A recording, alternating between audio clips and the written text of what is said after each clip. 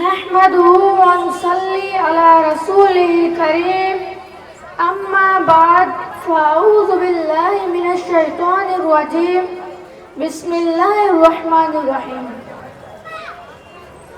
ولا تهنوا ولا تحزنوا وأنتم الأعلون إن كنتم مؤمنين صدق الله مولانا العظيم۔ پیارے آقا علیہ السلام کو پیارے دیوانوں، آئیے آقا کریم صلی اللہ تعالیٰ علیہ وآلہ وسلم کی مقدس بارگاہ میں درود پاک پیش کریں۔ میرے ساتھ مل کر پڑھیں، الصلاۃ والسلام علیک یا رسول اللہ،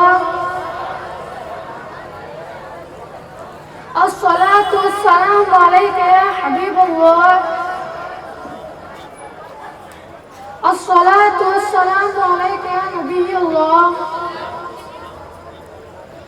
وعلى آلك وأصحابك يا نور اللہ صلی اللہ تعالیٰ علیہ وسلم۔ آج میری تقریر کا موضوع ہے، کیا مذہب اسلام ہر بدعت دور کی رہنمائی کر سکتا ہے؟ انسانی ذہن کے اصول بھی عجیب ہے کہ وہ اپنے مرض کو دور کرنے کے لیے ڈاکٹر یا حکیم کے علاج میں دخل اندازی نہیں کرتا۔ اپنے لیے عالیشان عمارتیں بنانے والے انجینئر کے معاملے میں بھی خاموش ہے، لیکن دین کے معاملے میں زبان بے لگام ہے۔ ایک سوال جو صرف مسلم معاشرے میں نہیں بلکہ پوری دنیا میں چل رہا ہے، کیا مذہب اسلام ہر بدلتے ہوئے دور کی رہنمائی کر سکتا ہے؟ مخصوص سازشوں کے پیش نظر، مخصوص ذہن کے پیش نظر اسلام پہ جو اس وقت حملے ہو رہے ہیں، ان حملوں میں کیول بموں کی گمگرجی نہیں بلکہ فکری اور نظریاتی قوتوں پر جو حملے ہو رہے ہیں وہ اس سے کہیں زیادہ خطرناک ہے۔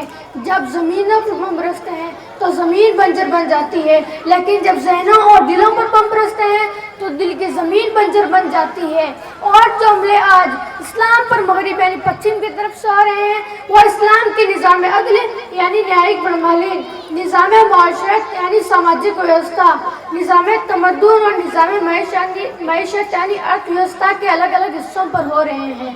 اور جب انسان کمزوریاں تلاش کرنے کی کوشش کرتا ہے تو وہ ان خوبیوں کو چھپا لیتا ہے جو خوبیاں لوگوں کے ذہنوں کو متاثر کر سکے۔ اسلام میں صرف چند خوبیاں ہی نہیں بلکہ خوبیوں کا سمندر ہے، کبھی بھی ختم نہ ہونے والی خوبیوں کا حامل ہے۔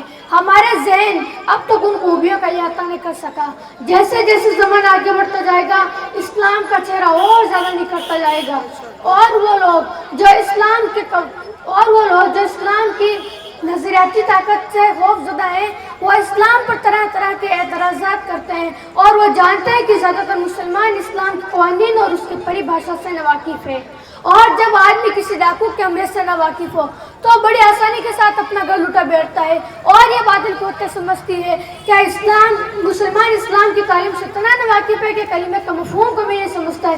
اگر اس سے پوچھا جائے واٹ از اسلام تو کہتا ہے ڈونٹ نو اباؤٹ اسلام، میں نہیں جانتا۔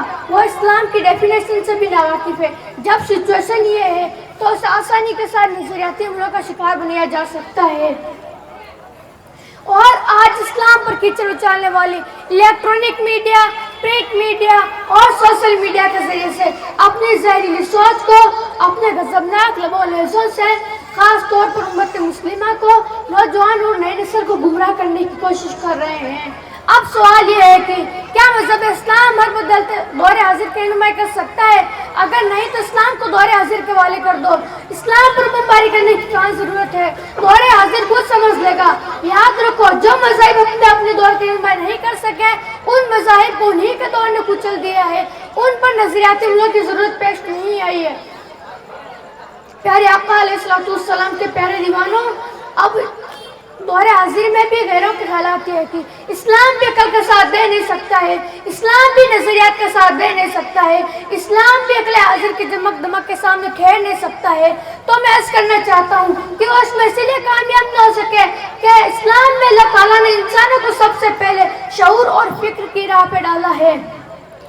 اللہ تعالیٰ کی مقدس کتاب کا مطالعہ کیجئے، اللہ کی کتاب جگہ جگہ فرماتی ہے کہ تم فکر سے کام کیوں نہیں لیتے، تم شعور سے کام کیوں نہیں لیتے، تم تجربے سے کام کیوں نہیں لیتے ہیں۔